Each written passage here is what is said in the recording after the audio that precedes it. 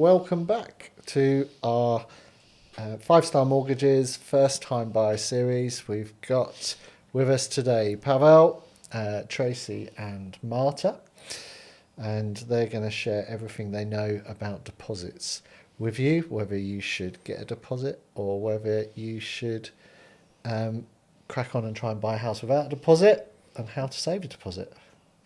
Wow. A lot of questions, a lot of answers, isn't it? A lot of questions. So what is the excitement in the industry at the moment?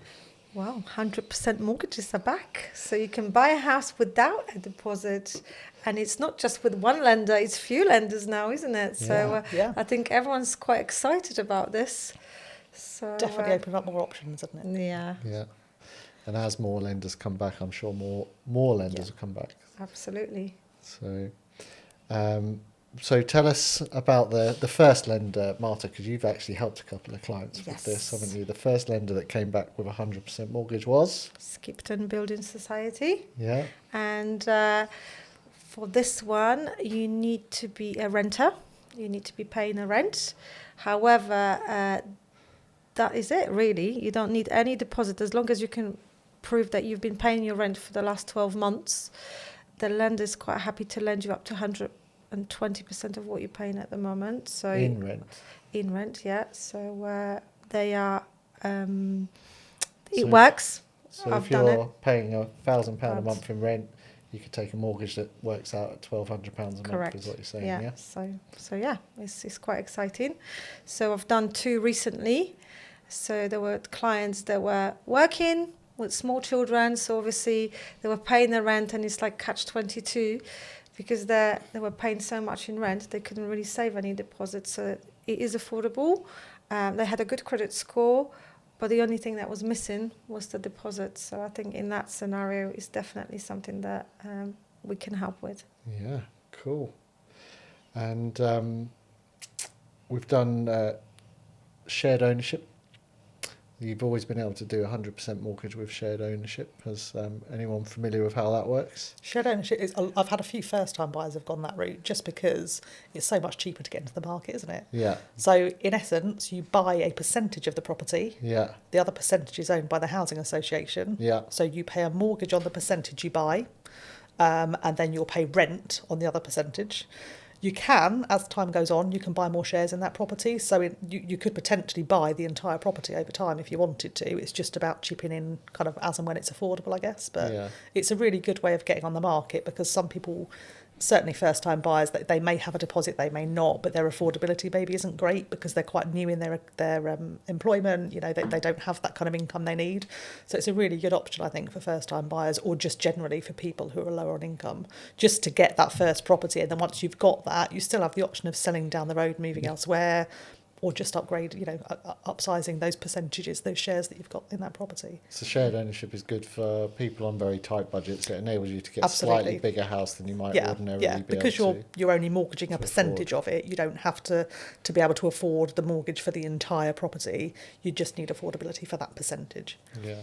And also interesting, sorry to interrupt, is just that deposit is off your share, isn't it? So if you're buying a small share, then your deposit is relatively small as well. So even if you need a deposit, if you need 5% deposit, it would be a smaller amount. Yeah. So you could, in essence, buy a £300,000 house, but only have to mortgage 100,000 of it, and then your deposit's much lower. The amount that you earn doesn't have to be as high. So it's a great option. So these new lenders that have come in with 100%, they're not familiar names, are they? So no. Except Skipton, isn't it? Some a few less well-known companies that have kind of snuck in there. So they're newer lenders then? Newer lenders, yeah. Yeah. And you think maybe it won't be long until the high street follows follows. suit? More creeping in, aren't they? So I think more and more will pick up on that maybe. Yeah, definitely. And I think with the 100%, with the newer lender, they will lend on new build. So it's quite interesting that they will do 100% on a new build, which historically new build always required a bigger deposit. So they're working with the developers. So it is, I would recommend to speak to the brokers, because even if you're planning on buying a new build, you can now potentially do it with 100% mortgage. Cool. So, but I think, Tracy, you were saying before the podcast, before we sat down, that most of your clients come to you with deposits. So They do, yeah. I mean, I've had lots of, across the board, I've had first-time buyers, I've had people moving house, yeah, people who've maybe divorced and looking to buy, a new house going forward. So lots of variety of kind of clients. They've always been in a position when they've come to me that they've had some form of deposit, Yeah. whether it's their own, whether it's gifted, that they've always had something that's then kind of opened us up to more lenders. So those 100% mortgages, fantastic, but we're a bit more limited on lenders, I guess, as well. Yeah. Definitely. But at least if you've got a deposit of some form, that kind of opens us up to so many more lenders on the market, which hopefully in turn gets you better interest rates. So if we're working with deposits, then Pavel, how does a first-time buyer go around start saving up a deposit? What would your advice be to them? Where to save or? I think the best approach is to actually have that deposit safe. So I would say why there is schemes like 100% mortgages or shared ownership. I would say having that deposit puts you in a much better place. But there is that misconception that you have to have a deposit. So Yeah. I would say people just need to ask, come and see us and ask the question so we can help. In terms of saving. When you say, going back then to what you've just said, Yeah. when you say it puts you in a better place, what's the benefit of then having a deposit? And Well, I think it's just general idea that mortgage is a debt, and you don't want to start with 100% debt. You want to start on a stronger footing, but also you get different treatment from the lenders if you got the deposit with you. in what way? You get better rates on your deals. So and it's significant. Yeah. Yeah, because all those mortgage deals are calculated on the risk ratio. Yeah. Loan to value. Okay. So basically, how much the property is worth against to how much you can borrow. Yeah. So if you've got a £200,000 house and the mortgage is 200, that's 100% loan to Yeah. value. And if you've got a £200,000 house and it's 100% and 100,000 mortgage, Yeah. then you're half. So Yeah. you're at 50% loan to value. And Yeah. so how does loan to value affect the interest rate then, It can affect Tracy? it hugely. So 5% deposit is kind of your lowest bracket if you go for a deposit generally. So you're going to have higher interest rates on that. They have breakdowns and it depends on the lender as to what they are. So 10% deposit gets you a slightly better rate, sometimes 15%, sometimes 25%, going down to kind of 40% deposit could give you a much better rate. So they'll kind of generally bring you to the best rates on the market, but the lenders all have their own kind of breakdowns. So when a first time buyer comes in then to you, Marta, it's always, if they've kind of close to a bracket, Yeah, we always try to push it, isn't it? Because as Tracy Yeah, said, absolutely. moving from 15 to 20, it could affect your credit, it could affect your interest rate. But also, interestingly, it could affect an overall decision because the smaller deposit, remember, they would require a better credit score. So if you only Yeah, got much more strict, aren't they? 5% deposit or no deposit or 10% deposit, you're less likely to be accepted if there are any credit blips, things like that. So two Yeah. things really I would consider: interest rate and also how likely are you to be offered that mortgage, and also there is a cap on the multiple of your income. So if you've only got 5% deposit, the lender's not going to lend you more than 4.5 times your income. So whereas if you've got a bigger deposit, they're quite happy to lend you 5.5. Yeah. oh wow. You know? And sometimes when they come and see you, the difference can be kind of a couple of £100 or £1,000, but that in turn will make such a difference to your monthly payments that it's worth saving, worth waiting sometimes only another month, 2 months Yeah. before you kind of have that bigger deposit just to bring you down that loan to value bracket. Or I remember as a broker, if there were only a couple of £1,000 off going into that next risk, that lower, bigger deposit at that next lower, so like going from 10% to 15, they only need a couple of thousand. Yeah. I always used to say, can you go and beg family? Yeah. Absolutely. We do that all Family, the friends, time, yeah. friends, anyone See if someone really. will give you that money. So Well, just to family get and you to friends. that, because as I said, it's our job to show it to the client. So if you like so close to get to the cheaper rates, why wouldn't Yeah. you? It is just our job as well Absolutely. to explain this to the clients and how the deposit will affect your monthly payment moving forward, not for just a year or two, but for potentially a Yeah. couple of years. And I think for first-time buyers, they often don't know the difference of those brackets. So they could be £200 off and not know that saving another 200 is going to make the difference of, you know, I mean, it could be £50, £60 a month. It could Yeah. be more, Yeah. Over a period of time, isn't which it? which suddenly becomes much more attractive when you say, well, actually, just £200 more could get you a much better rate and payments are better, Yeah. which is going to be Yeah. better for them financially in the long run. Yeah. Cool. So in terms of, we've just mentioned then gifting deposits, what's the whole process around gifting? Who can gift deposits to? So many different people, and it used to be Yeah. kind of parents, didn't it? And sometimes maybe siblings they stretched Yeah. out to. But I mean, we've had this discussion before, haven't we? So you know, your friends, your aunties and uncles, your children, your boss. You know, you Yeah. you can get a gift deposit from almost anyone. Absolutely. Yeah. They just Some- generally have to kind of sign a Yeah. form to say that they're gifting you the money, and the lender will be quite happy with that. Some lenders literally don't care who Absolutely. is the gifter. Could Yeah. be your next door neighbour if you wanted to. So, Yeah. Yeah, Yeah, so it's I think we talked about it before, but yeah. the interesting one is the boss, for instance, isn't it? Someone that Yeah, actually yeah. want to help. Yeah, actually, you know, so- you've done worked really hard. I'm kind of due a bonus. Do you Mm. think you could just give me this money for my deposit Yeah. for my mortgage? And it's that simple. It's not just blood relatives anymore. Not anymore. Yeah. Yeah. So if a parent or a boss is given some money, but they want it back, how at some stage in the future, how would that work? So it's not technically classed as a gifted Gifted deposit, then, is deposit. it? For the lender's Yeah. purposes, they won't class that as gifted. So gifted deposit is, I'm giving you this money. I want no claim to the property, and I don't expect it paid back. Okay. So that's very different if they're expecting money back.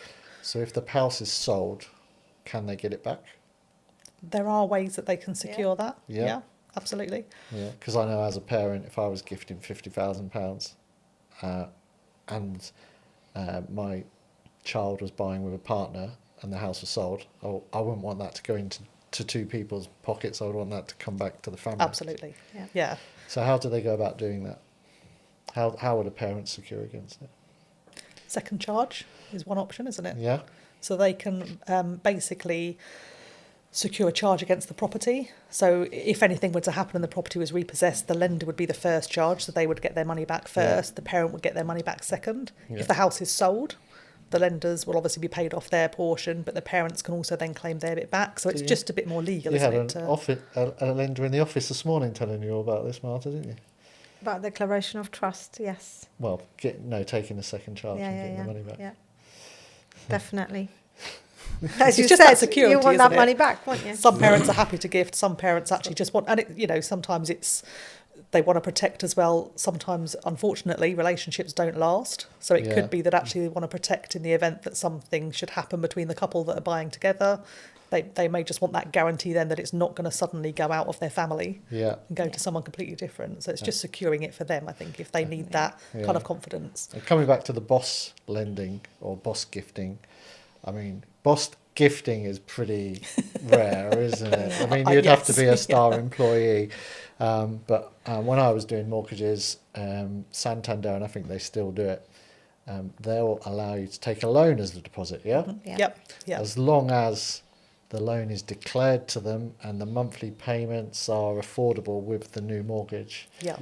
Yeah. Have you used that quite a lot before? 100% Yeah, we come use back? that a lot because, you know, where you get the deposit from, a lot of people, as I mentioned before, earn good money. It is affordable on paper, but they just can't physically get that 5%. They really struggle to save. So a lot of my customers previously would take on unsecured loan. It could be over a longer period of time just to make that monthly payment a little bit more affordable. I even remember remortgaging that clients after 2 years into a different lender and consolidating that loan, so repaying it sooner. So there are options available. You just have to think outside the box and find what's the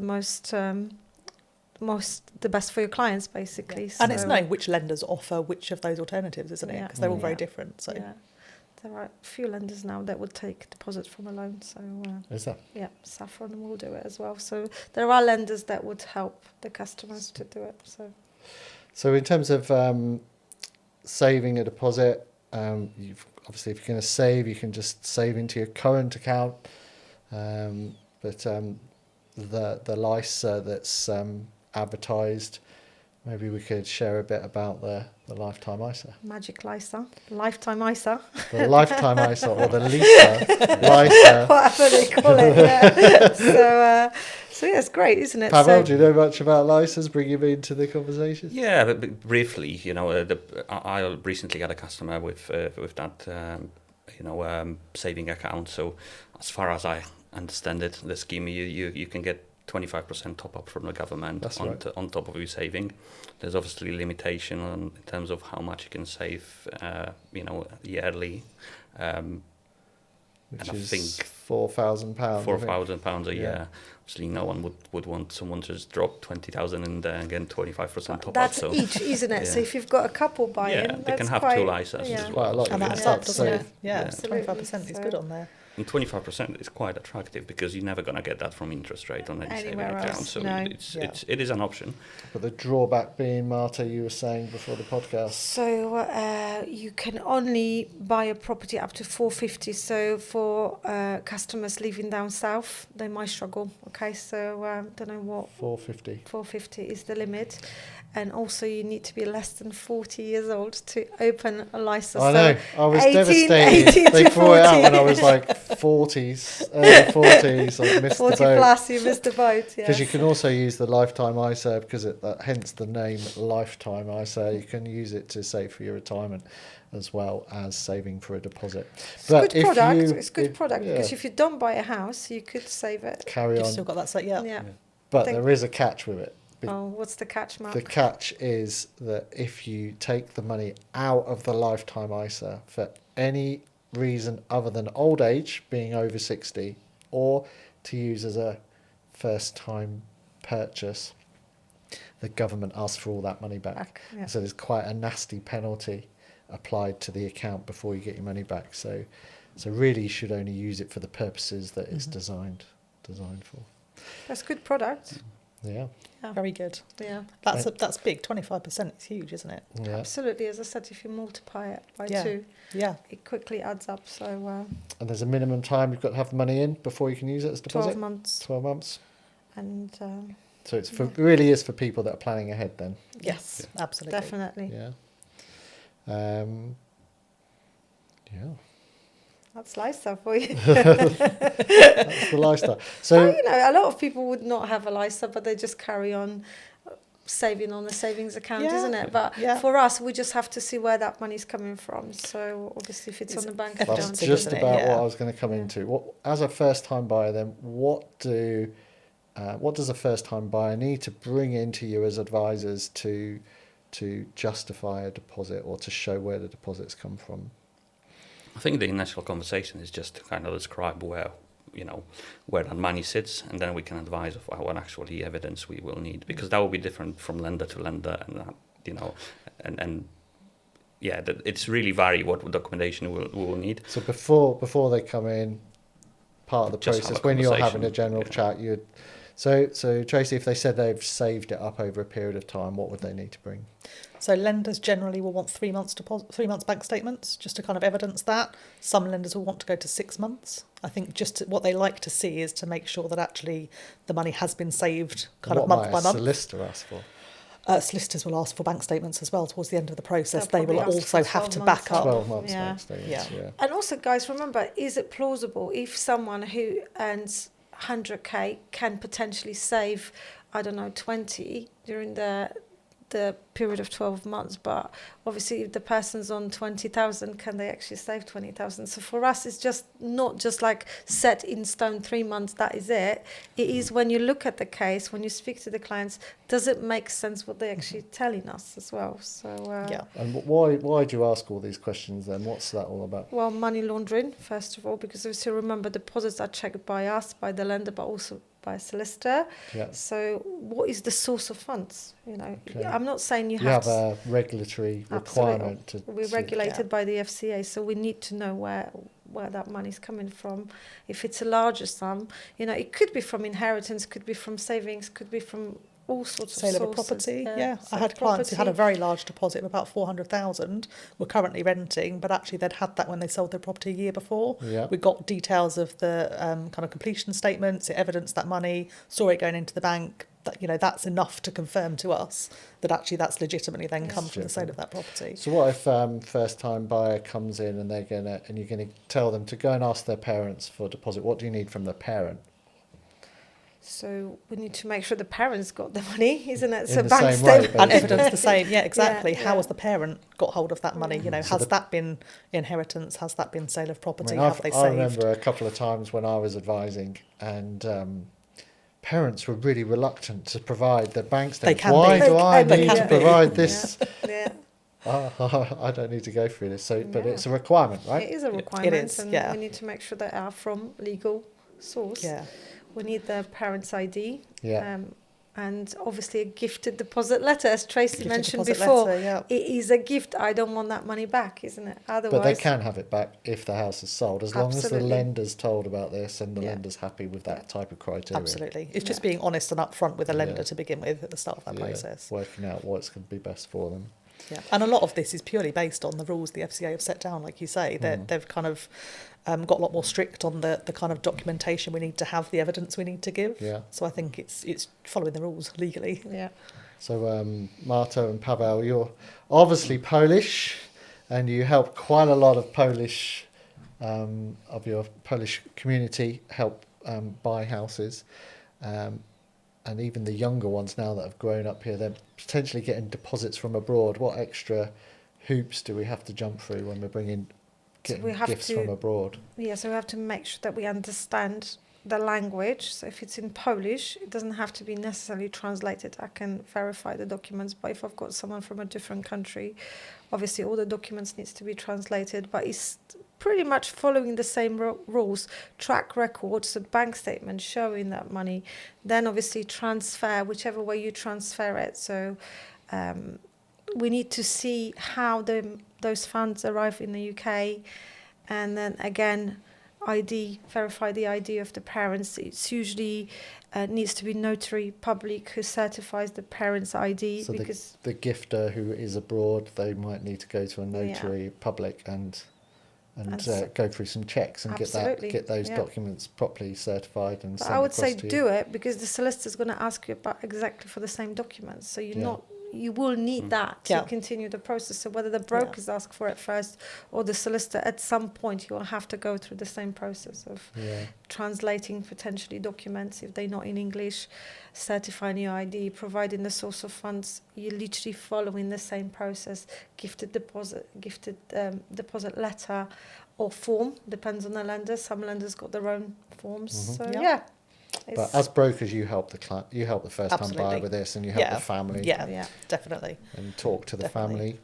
family and explain to them the implications. Yeah, especially I've had a couple of conversations with parents, like you say, sometimes reluctant to give bank statements, don't want to know why they're sharing that information. So sometimes it's, a call from us, a meeting with them, just to talk through, why we need these documents, what we're asking for, how it's going to help the children with their mortgage. Yeah. Absolutely. Cool. So we've talked about the source of deposit gifts. What would be maybe your advice to a first time buyer then? So should they be trying to get deposit, or should they just get on the ladder, or what maybe we go around the table and each give you a view on, because there's no right or wrong answer, right? So No, generally not. I feel, I think it's always best to actually put as much deposit as you can possibly afford, because as I said before, it's actually set you in a better place. you get that lower rate. You get lower rates, you get better offer. You obviously got less debt to pay off, and that's a big one. But we do want to start with that kind of owning a home process. So if you can afford it and you don't have it, then just take advice, come and see us, and we can show the options. Yeah. And Tracy, what would I your be? would totally agree with that. I think if you've got options of deposit, and like we say, that there's lots of different options now. I think if you've got options, absolutely, that's the best way to go. Yeah. If you've got the deposit there, because it is going to bring your interest rates down, it's going to make your mortgage more affordable because you've got lower interest rates, you've got a lower mortgage. Over the term of the mortgage, however long that may be, Yeah. you're going to end up paying less back. Because you've not got as high a mortgage. So absolutely, if you can afford that deposit, go for it. If you're not sure and you haven't got a deposit and you're really early in that process, just give us a call, Yeah. because we can talk through all of those options and we can go down every route we need to visit to determine which is best, because every client's different at the end of the day. So it's about which is the best journey for them. Yeah. And how quickly they need to get on the Absolutely. property ladder, really. Yes, yeah. If you're driving your parents crazy, sometimes it's just worth paying a bit more. Absolutely. Maybe the parents will gift a deposit for them. Yeah. I would definitely take the advantage if you haven't got a deposit, if you're in that catch-22 situation that you're trying to save but you just can't somehow, but you've got stable income and you know you can afford that monthly payment, just go for it. Just buy it with 100%. It's usually 5-year fixed rate. After 5 years, hopefully you'll be able to remortgage to a cheaper deal. Because hopefully over that 5 years, the property price has gone up and you've paid Your a bit off the income will go mortgage, so up, you've actually created that deposit Yeah. in the house to remortgage, Yeah. yeah? And your personal circumstances may change as well, hopefully for the better, Absolutely, isn't it? yeah. So, 5 pay rises. yeah, definitely. Look, life's so unpredictable, you know. Yeah. But I think in a good way, that I think it's always don't just sit and think, I wish I could just buy this house. Just go for it. Yeah. Contact the broker, have a chat with us, do that affordability, you know, Yeah. just go for it, I would say. Yeah, I think so. Yeah, because that would be my advice. So there always used to be. There's always schemes coming out. We've been working in mortgages 25 years, and I mean, there used to be wacky schemes where you could take 100% mortgage and you could use your mum and dad's house as collateral. I don't know. I haven't seen anything like that about recently, but the deposit was sat in their house. So if you didn't pay your mortgage, their house got repossessed. That was terrible. But so I think as a first-time buyer, you've heard from the experts that the theme of advice seems to be come and get advice. Absolutely. Get a plan, and that plan could be go now, or it could be go away and save a bit of deposit and come back in the future, or it could be go and beg family for a deposit. Family, friends and your boss. Family, friends and your boss. And there we go. That's it. That's our little Brilliant. podcast on deposits. Yeah. And come back and see our other podcasts to help you as a first-time buyer get your first home.